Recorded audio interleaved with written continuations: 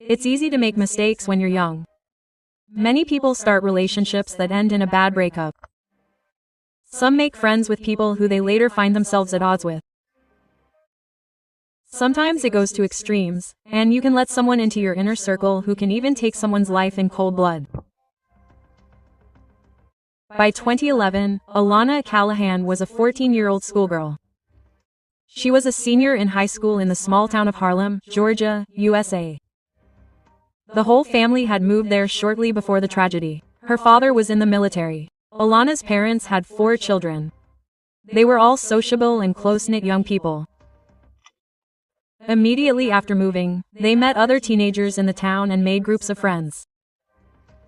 The whole family started going to church. They seemed very close-knit and positive people, so they immediately received support from the local community. Alana was described as a very positive girl who had already entered her teenage years, but had never caused any problems.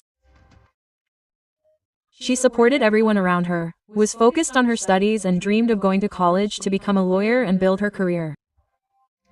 Unfortunately, her dreams were not destined to come true. You are facing an important choice of your future profession.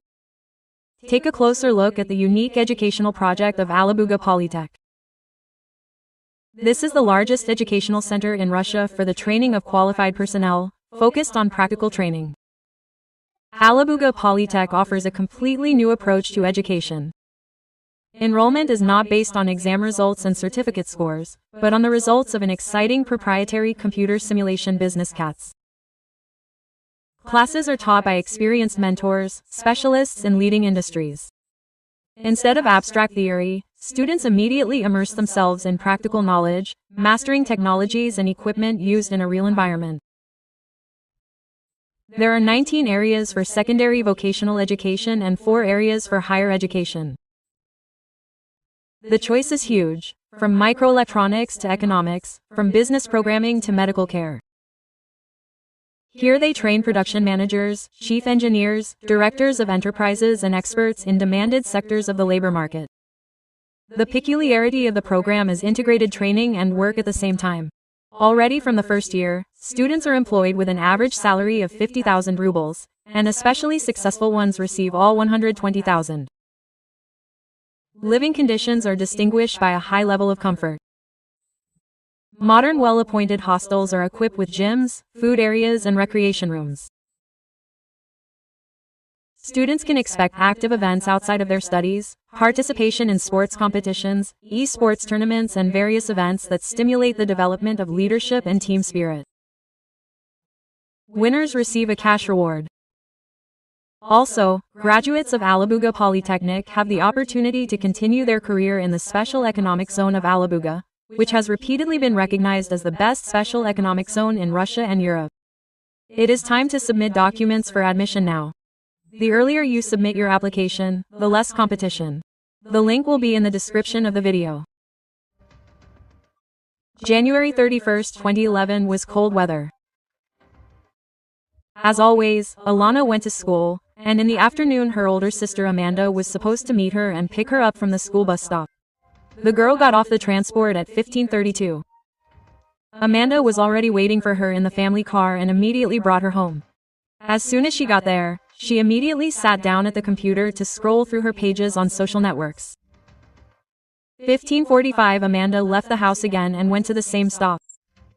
She was going to pick up her younger brother named Chase. He returned from school a little later, because he missed the first bus. The girl was absent from the house for no more than 10 minutes, but when she returned, everything looked unusual. She immediately noticed that next to Alana's shoes at the entrance to the house there was a pair of men's boots. She recognized them. The shoes belonged to their family friend Aaron. The sliding glass door of the back exit was wide open, which seemed strange for a cold January day. The computer chair in the room where Alana was sitting was knocked over on its side. The older sister saw red drops on the floor, but at first she thought it was soda. Alan was nowhere to be seen. When her sister called her, no one answered in the house. However, when Amanda saw bright red splashes on the wall near the computer, she became alarmed, as it all looked strange, even for a spilled drink. Chase entered the house after her. The boy also immediately began to worry about all these oddities. While the older sister Amanda was trying to figure it all out, 14-year-old Aaron Schmidt ran into the house. The young man was Alana's neighbor and best friend. The whole Callahan family knew him well. He ran into the house from the backyard, immediately screaming that he saw a man in black who attacked Alana in the house and then dragged her into the woods through the back door. According to the guy, he scared off the criminal, but his girlfriend was injured and urgently needed help. Amanda and Chase immediately headed towards the woods where Aaron was calling. Without going deeper into the thicket, the young man said that he saw a body on the ground. However, no one else could see anything in the direction he was pointing. But it was worth going a couple of dozen meters in that direction, as Alana was indeed found. The schoolgirl was lying on the ground, covered in blood. Chase and Amanda immediately began to help their sister, but she showed no signs of life. The older sister took out her mobile phone and dialed the emergency number 911. She was advised on the phone how to do artificial respiration and indirect heart massage, but nothing helped. Alana did not respond. A few minutes later, law enforcement officers arrived at the scene, who also tried to help the teenager with a gunshot wound to the head. Paramedics arrived after them, but could only confirm the girl's death. The sheriff responded immediately. Several police officers were sent to search for the unknown man Aaron was talking about, as well as 2 teams of dog handlers with specially trained dogs. At the same time, the detectives decided to talk to the young men who were the first to meet at the crime scene. They were especially interested in 14-year-old Aaron, who claimed to have seen the attacker and was behaving rather strangely. When the police arrived at the crime scene, they found Amanda with her hands covered in blood, as the girl was trying to help her sister, and Aaron had bloodstains only on the collar of his shirt, as well as on one of the legs of his shorts. At the same time, the young man's hands remained clean, although he claimed that he had stained his clothes when he tried to help his friend before calling Amanda. But it was unclear how his hands were not dirty at all. The detectives initially did not believe him. The girl was the first to be interrogated. She described in detail everything she saw before finding her dead sister. Judging by her words, Alana's best friend was the last person to see her alive, and also the only one who saw the unknown killer. Amanda also said that Aaron was not only the victim's best friend, but also a close friend of the Callahan family, a neighbor, and a frequent visitor to their home. He came to their house almost every day after school. They often had dinner together, and the Callahan parents were so used to him that they treated him like family. According to the girl, Aaron came out of the woods where he found her younger sister. However, she did not hear gunshots, which means he lingered there. Judging by the guy's own story, he tried to help his friend, then threw up. Amanda did not arouse suspicion from the beginning. She did not even have a motive for attacking her sister. However, she pointed out inconsistencies in Aaron's words, becoming a valuable witness for the detectives. She and Che noted that Alana's friend should not have noticed the body, at least from the place he spoke about. From that place, only thick bushes were visible, and the brother and sister did not see anything. The detectives checked this information and were easily convinced of it. In addition, while the older sister was calling the emergency services, the suspicious guy touched Alana's body, and then immediately made a strange comment. He said that he touched his friend, so now the police will think that he killed her. All this turned out to be suspicious. According to the forensic expert, the schoolgirl was shot in the head. She received a wound that turned out to be fatal. The bullet entered at an angle and hit vital arteries. There was virtually no chance of saving the girl. The bullet went out. It was found in the living room in the house where the attack took place. Apparently, the killer immediately decided to drag the victim outside, so not much blood was found here. When communicating with law enforcement officers, Amanda did not arouse suspicion. The girl was sincerely worried about her sister. She tearfully talked about the loss of Alana, and Orange seemed much more suspicious. Not even from her words, but also when the police arrived at the emergency call. He behaved too calmly when he talked about the death of his girlfriend. It seemed that it did not bother him at all. Suddenly realizing that he was too calm, the guy began to cry. But one of the detectives noticed that there were no tears. He deliberately rubbed his eyes, as if he wanted to pretend to be worried. According to witnesses, the Callahans became friends with the young man almost immediately after they moved into their house in May 2010. They heard that Aaron had behavioral problems. Despite the fact that he was considered a rebellious teenager, no one noticed anything dangerous in him before this incident. He behaved quite friendly and calmly, willingly made contact with everyone. Therefore, Alana and the Callahans quickly found a common language with the guy. They talked a lot, and Aaron began to visit their house almost daily. Amanda found Aaron's behavior around the deceased strange. She thought it was inappropriate for a best friend to be concerned about his fingerprints on the victim. A psychiatrist working for the sheriff's office talked to the boy and reviewed all the information in the case. He considered the concern about his fingerprints a clear indication that the boy was experiencing guilt, so he believed him to be involved in the crime. After Amanda, the next person to be questioned was the victim's best friend, Aaron Schmidt. He was a 14-year-old high school student who lived with his older half-sister in Harley, Georgia, next door to the victim's family. He first met the Callahans when they moved in and immediately became friends with the family, even taking the initiative. According to the teenager, on the day of the crime, he returned from school an hour early, but did not linger at the bus stop. Despite the bad weather, he, not having waited for his friends, walked home in the rain. The guy knew that Alana would be back soon, so he went towards the Callahan family house. According to the suspicious guy, when he approached the neighbor's house, he saw a man in black who ran inside. After that, the guy heard a loud bang and saw an unknown person dragging a girl into the nearby forest behind the house. Aaron chased after them to help Alana, but when he caught up, it was too late. After trying to help, he threw up. Then the guy heard Amanda return, so he went into the house to tell her everything and call her for help. Aaron's words were immediately doubted. Alana did not have enemies similar to the description given by the guy. The behavior of the criminal, according to the schoolboy, also seemed dubious. He gave a superficial description of the unknown person, said that it was a white man about 30 years old. But he could not write any distinguishing features. The teenager claimed that he had never seen him. He thought he was a robber. It is curious that several valuable electronic items actually disappeared from the Callahans' home, but no evidence of forced entry was found. In addition, the family's mother and father were not sure that all of this had disappeared on the day of the murder. They suspected that the items had disappeared earlier. Aaron saw the car in which the attacker had arrived. According to him, when he ran up to the dead schoolgirl, he scared off the killer, who jumped into a white pickup truck. The car was parked off the forest path. Despite the suspicion, the detectives were in no hurry to draw conclusions. The suspect's age of 14 was most disconcerting. Therefore, initially, all the inconsistencies in Aaron's stories were attributed to the schoolboy's violent excitement and stress. However, suspicions against him only grew stronger. The longer they talked to the guy, the more confused he became. His story began to change.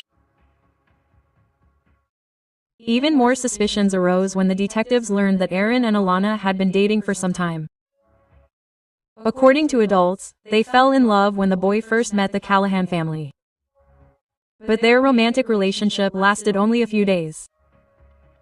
3 days later, they were together at a church, where the pastor told the schoolgirl that she was too young to have a relationship with a guy. That same day, the girl told her boyfriend that she did not want to develop a relationship, citing the pastor's opinion, which was important to her, and her young age. A few months passed, and she died. Thus, Aaron had a motive. Teams with tracking dogs carefully combed the area around the crime scene, but they were never able to find anything that the guy was talking about. There were not even tire tracks in the place where he said he saw a white pickup truck. The animals were sent again and again to follow the tracks of the alleged criminal, but they kept returning to the body and then began to go to the house. According to experts who worked with specially trained dogs, This could only indicate that there were no strangers at the crime scene except Aaron, Amanda, and Alana. The forensic examination showed that Alana was shot with a .22 caliber pistol. The same caliber was kept in the girl's house. The parents kept a shotgun and a pistol in their room, but the guards forbade all other family members to go inside or even just pick up a weapon. The pistol was found in its usual place in the bedroom. It was taken for ballistics testing. The study showed that the schoolgirl was shot with a different pistol. In any case, only a person very close to the Callahan family could have used the weapon. A stranger had only 10 minutes at his disposal, so he would not have been able to quickly find a pistol in someone else's house, where he knew nothing, and attack the schoolgirl. The tests continued. The suspicions were confirmed when the results of the tests on Aaron's hands came in. Residues of gunpowder were found on them. However, the young man claimed that a few days before the crime, he and the Callahans had set up a makeshift shooting range, so he and the others had used their parents' gun. All family members denied this story, as they never allowed teenagers to participate in such dangerous activities. However, Aaron's words were priceless for investigators. Firstly, it turned out that he knew about the guns stored in the house. Secondly, he planned to cover his tracks by lying. In addition, the gunpowder residue was too fresh for such a long period of time.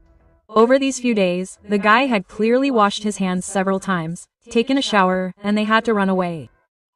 When the detectives told Aaron about their suspicions, the young man denied that he could have shot his best friend.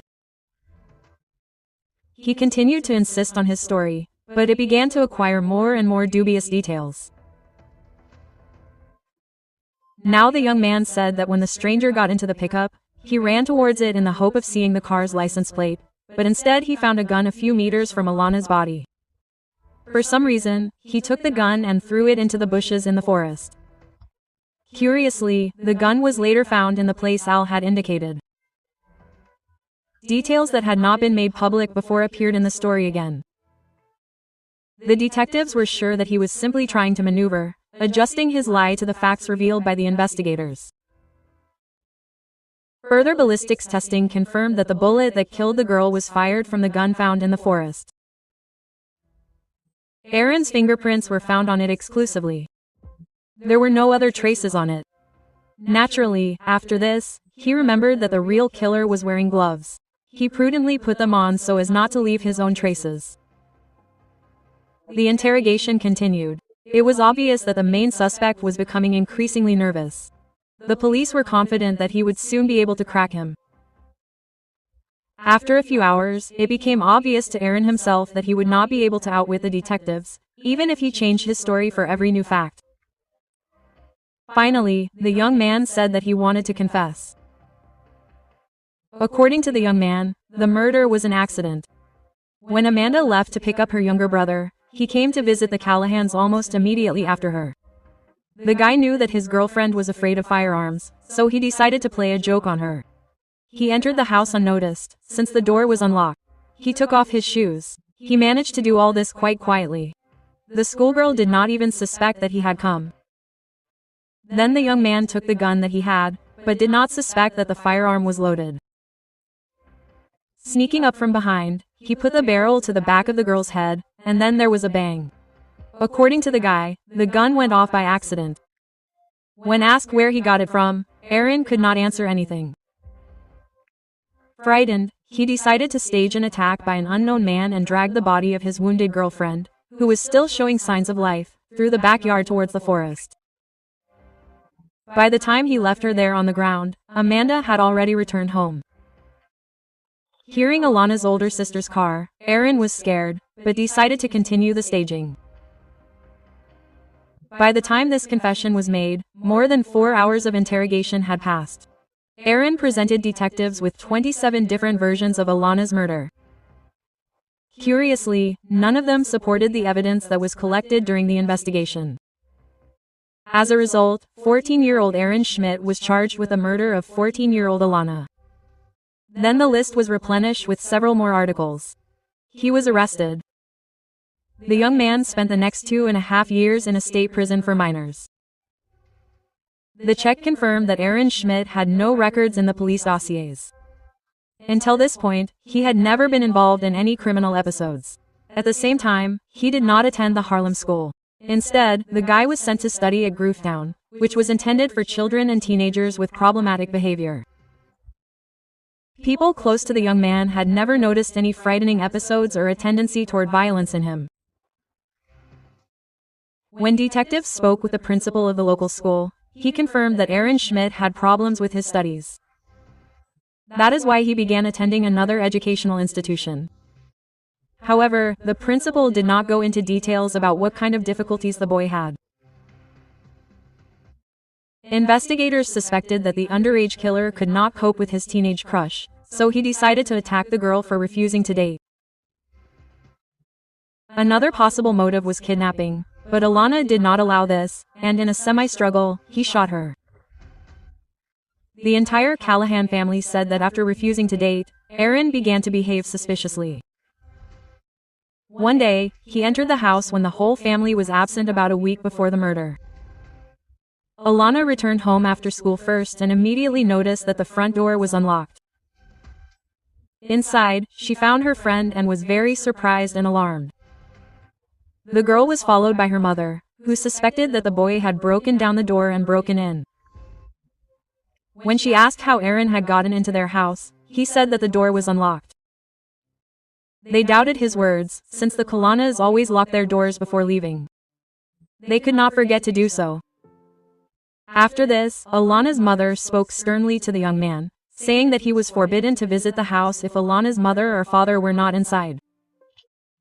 In addition, she said that on weekdays he was forbidden to come before 5 p.m. The parents also said that the whole family knew that the father kept a shotgun and a pistol in the parents' bedroom. At the same time, others were forbidden to enter there, as well as touch the weapons. They never discussed this topic with strangers, including their new friend from Harlem. The fact that the young man knew about the shotgun and pistol confirmed even their worst fears. He had probably been in this house alone before, carefully examined everything and knew the location of things. During the search of Aaron's house, the police found a gun box that was identical to the gun found in the woods. In addition, there was ammunition and a manual. All this confirmed that the gun had been purchased by the boy himself a long time ago. But he continued to refuse to tell its history, purchases and purposes, and began to invent that he bought it all later after the crime, because he was afraid that the stranger would come back for him to get rid of an unwanted witness. Obviously, a 14-year-old schoolboy could not have purchased all this in the short period of time that passed before his arrest. In addition, ballistics confirmed that it was this gun that was used to shoot the deceased. Thus, suspicions arose and were indirectly confirmed that he had planned the crime a long time ago, and it was not an accident. Other important evidence found in his bedroom were various things that belonged to the Callahan family. Among them were expensive electronics, a digital camera, an MP3 player and an iPod. A key of unknown origin was found under the mat in the Schmidt family's pickup truck. When it was checked, it turned out to be a duplicate from Alana's house. However, no one had given them permission to make it. The Callahans were stunned. How could he have made a duplicate? They were also shocked at how dangerous a person they had let into their lives, how cruelly he had abused their trust. Aaron had free access to the car. He kept the key there in secret from his loved ones. After the young man was charged with first-degree murder, they added theft and possession of a firearm, which was subsequently used to commit a crime. It was believed that the guy could not buy the gun legally and stole it somewhere. The young man refused to admit his guilt on all charges. It was believed that the seriousness of the crime allowed the teenager to be tried as an adult. The prosecutor's office insisted on this. The lawyer tried to get the case transferred to the juvenile justice system. After all, he was 14 years old at the time of the murder. Ultimately, the judge decided to try Aaron Schmidt as an adult due to the severity of the crime, based on state law. The next controversies and difficulties arose during the jury selection process. Several of the jurors were excused from participating in the trial. One of the people chosen was an acquaintance of the Callahans, so he could be biased in his decision. Two more insisted that the case should be tried in juvenile court due to the age of the killer. As expected, the media also showed increased interest in the case, so the judge decided to broadcast the hearing. In 2012, when the killer turned 15, the trial began. As expected, his lawyer fought all this time to transfer the case to juvenile justice, but it did not work. The prosecutor insisted that the attack was the result of the girl's refusal to date. In his opinion, the crime was planned earlier, and then the killer tried to carefully cover his tracks. In addition, he took advantage of the trust of the Callahan family to profit from valuables. All this was evidenced by the careful preparation proven during the investigation, as well as attempts to confuse the investigation and everyone who knew the victim. Detectives who led this case emphasized that the young man did not show any emotions during interrogations and at the crime scene. Suddenly, he tried to cry when the first suspicions were expressed towards him, but unsuccessfully. This looked even stranger. The brother and sister tried to help the girl before the paramedics arrived. They saw how Aaron just stood and watched this. He behaved completely calmly, even detached. The defense tried to convince the jury that Aaron was a victim. He was described as a person growing up in a dysfunctional family, who faced cruelty and aggression from elders from an early age. Another blow of fate for him was the refusal of the girl to date, which broke him morally. However, no recorded evidence of violence against him could be found. It all looked like a desperate attempt to whitewash the image of the criminal and arouse the pity of the jury. The prosecution, on the contrary, sounded confident and relied on facts. The prosecutor demonstrated an extensive list of evidence, which included a gun found in the woods near the victim's body. Ballistics confirmed that the girl was shot from it. Aaron's fingerprints and no others were found on the handle. Dog handlers spoke and said that the dogs found no traces of strangers in the house, and did not smell another person at the site where the body was found.